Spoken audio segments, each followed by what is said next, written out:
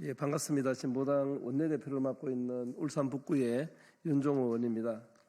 이쪽에도 서시고. 예, 예. 오늘은 가로 방지를 위한 생활물류서비스법 개정 촉구를 위한 기자회견문을 하기 위해서 모였는데, 오늘 오신 분들 먼저 소개를 좀 드리도록 하겠습니다.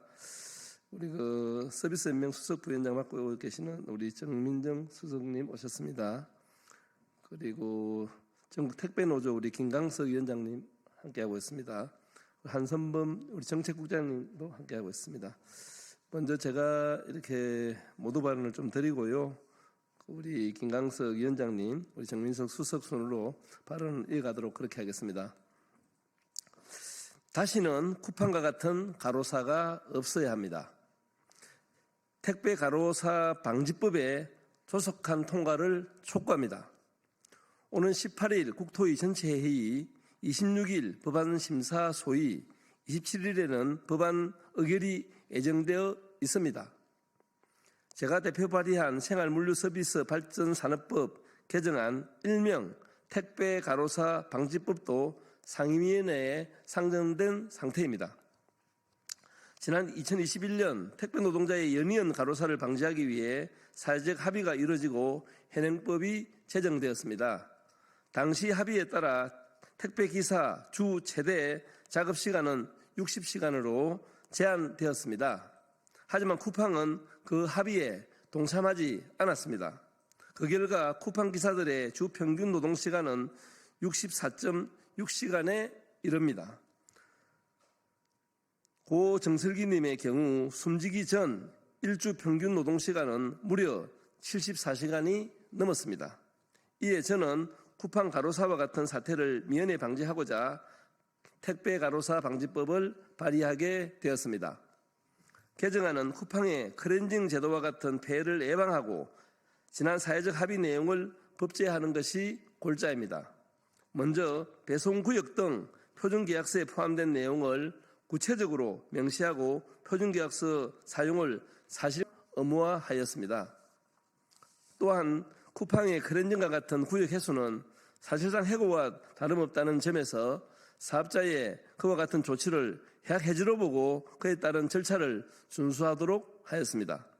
끝으로 사회적 합의 내용인 택배기사 최대 작업시간 주 60시간 제한을 법제화하였습니다. 사회적 합의에 불참하고 가로를 조장한 쿠팡 사례가 자칫 택배업 전체 노동시간을 흔드는 일로 벌어질 수가 있습니다. 택배기사는 실질적으로는 사업자의 지휘 감독을 받는 노동자지만 개인 사업자라는 이유로 근로기준법 보호를 받지 못하고 장시간 노동에 내몰리고 있는 것입니다. 어렵사리 사회적 합의를 이뤄도 거대 기업이 외면하면 무력화될 수밖에 없는 것입니다. 특수고용 노동자인 택배기사들이 최소한의 안전장치 속에서 일할 수 있으려면 생활물류법 개정은 반드시 이루어져야 합니다. 개정되도록 최선을 다하겠습니다. 감사합니다.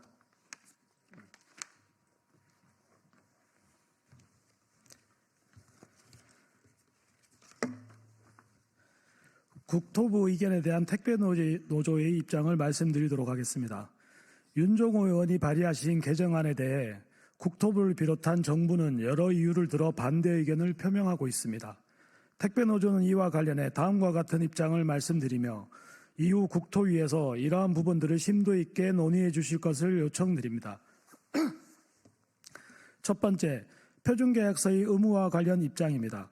국토부는 민간에 대해 표준계약서 사용을 의무화하는 입법례가 찾기는 어렵다는 이유로 표준계약서의 의무화에 반대하고 있습니다. 이는 사실이 아닙니다.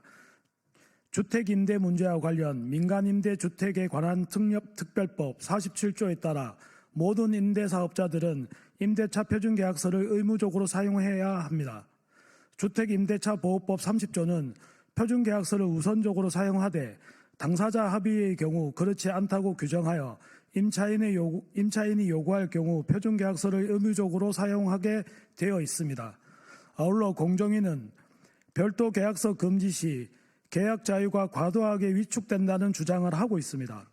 공정위는 개정안이 마치 표준계약서를 제외한 별도의 계약 내용 모두를 금지하는 것으로 오해하고 있으나 개정안은 표준계약서의 효력에 우선하는 별도의 계약에 대해 금지하고 있는 것으로 공정의 우려는 과도한 것임을 밝힙니다. 현실에서도 각 택배사업자와 영업점은 부속합의서를 통해 표준계약서를 보완하여 자사의 특성을 반영한 계약서를 체결하고 있기 때문에 이런 주장은 억측에 불과함을 밝힙니다. 두 번째, 재위탁 금지 관련 입장입니다. 국토부는 영업점 간 재위탁에 따른 부작용이 발생하지 않는 현 상황에서 일괄적으로 재위탁을 금지하는 것은 사적 자치에 대한 과도한 개입이라며 반대하고 있습니다. 재위탁에 따른 부작용이 발생하지 않는다는 국토부의 인식은 국토부가 택배산업의 현황을 파악조차 하지 못하고 있음을 단적으로 드러내는 사례입니다. 쿠팡, 로전택배 등에서는 영업점이 또 다른 영업점에 재위탁을 하는 다단계 위수탁 구조가 횡행하고 있으며 특히 전국적 인력을 갖춘 쿠팡의 영업점들은 각 지역별 영업점에 재위탁을 하는 등 불공정 거래 행위가 확산되고 있는 추세입니다. 이러한 재위탁 구조는 팀장제라는 이름으로 2중, 3중 수수료 착취 구조를 용인하도록 하여 다단계 하청에 따른 부작용이 심각해지고 있는 상황입니다. 국토부는 또한 화원법에 이미 규정되어 있다는 이유로 개정안을 반대하고 있으나 이는 스스로 자가당착에 빠진 꼴입니다. 국토부의 주장대로 화물운송사업법은 운송사업자의 직접 운송 의무제를 강제하고 있습니다. 그러나 택배사업자 및 택배영업점들은 화물운송사업법에 따른 직접 운송 의무제도의 규제를 직접적으로 받지 않고 있는 것이 현실이며 국토부 또한 화원법상 직접 운송 의무제도를 택배사업자 또는 택배영업점에 엄격하게 적용하고 있지 않습니다. 국토부가 화물운송사업법상 직접 운송 의무를 택배영업점에 전면적으로 적용하게 되면 수많은 택배영업점들은 불법으로 내몰 수 있게 되는 부작용을 초래하며 국토부는 오히려 직무유기한 것이 됩니다. 반대로 화원법상 직접 운송 의무 제도를 택배 사업에 적용하기 어렵다면 당연히 생물법을 개정을 통해 법안을 보완해야 합니다. 세 번째입니다. 원청의 조치에 따른 사실상 해고를 계약 해지로 간주하는 문제에 대한 입장입니다. 이 조항은 클렌징, 입차 제한 등 쿠팡이 상시 해고 제도를 통해 택배 노동자들의 노동상권을 박탈하고 택배 현장의 상시적인 고용 불안 상황을 조성해 장시간 노동과 부당한 처우를 강요하는 것을 근절하기 위한 것입니다. 국토부는 이에 대해 사업자와 영업점 간 조치로 종사자의 업무 수행이 제한되더라도 이는 당사자 간 별도 합의에 따른 계약 해지 등 조치가 적절하며 모든 경우의 예외 없이 운송 계약을 모두 계약 해지로 규정하는 것은 기업 경영에 따른 과도한 개입이라고 반대 의견을 밝혔습니다. 쿠팡의 클렌징으로 인한 생물법 10조, 11조 모두가 무력화되고 있습니다. 국토부의 입장은 이러한 쿠팡의 행태에 면죄부를 주겠다는 것이나 다름없습니다. 이는 쿠팡의 상시해고 제도에 따른 택배 현장의 상시 고용 불안을 방치하게 되며 택배 노동자들의 장시간 노동과 부당한 처우 개선을 불가능하게 만들 것입니다. 네 번째, 주당 60시간 초과 노동과 관련된 입장입니다. 국토부는 택배 서비스 종사자를 포함 개인 사업자의 업무 시간을 제한한 입법례가 없으며 사적 자치에 대한 과도한 개입이라며 반대하고 있습니다. 하지만 사실상 준근로자인 택배 노동자들의 노동시간을 줄이는 것이 지난 21년 사회적 합의의 택배 노동자 과로사 방지를 위한 사회적 합의의 취지이며 이것을 쿠팡 택배 노동자들이 더 이상 과로로 내몰리지 않게 하기 위한 것임을 이번 법 개정을 통해서 구체화하려는 것이니 잘 심도 있게 논의해 주시길 바랍니다. 마지막으로 택배노조는 국토부에 윤종호 의원이 발의한 생물법 개정안의 취지를 반영하여 택배 노동자들의 권익이 향상될 수 있도록 적극적 조치를 취해 주시길 요청하는 바입니다.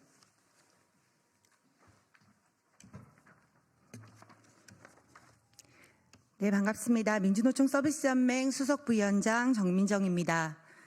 불과 수년 전만 해도 택배 노동자들은 법의 사각지대에 놓여 너무나도 열악한 조건에서 일해야 했습니다. 하루에도 분류 작업을 하느라 대여섯 시간을 공짜로 일해야 했으며 자정 무렵까지 배송을 하며 16시간, 17시간 중노동에 시달렸습니다. 급기야 1년에 20명이 넘게 돌아가시는 비극적인 상황이 펼쳐졌습니다. 당시 택배 노동자들은 스스로 나서서 비참한 현실을 바꿔보자고 택배 산업의 법적 기준과 노동자 보호 방안을 마련하자고 앞장섰습니다. 그렇게 무법천지나 다름없던 현장을 바꾸고자 택배 노동자들이 제정한 것이 바로 생활물류서비스산업발전법이었습니다.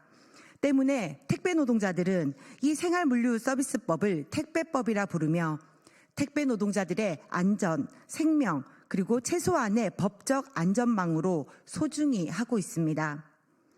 그런데 시간이 지나 택배 산업에도 많은 변화가 일어났으며 급기야 생활물류서비스법의 취지를 무시하고 오로지 이윤을 추구하기 위해 법의 허점을 이용해 편법, 탈법을 일삼는 기업까지 나타나게 되었습니다.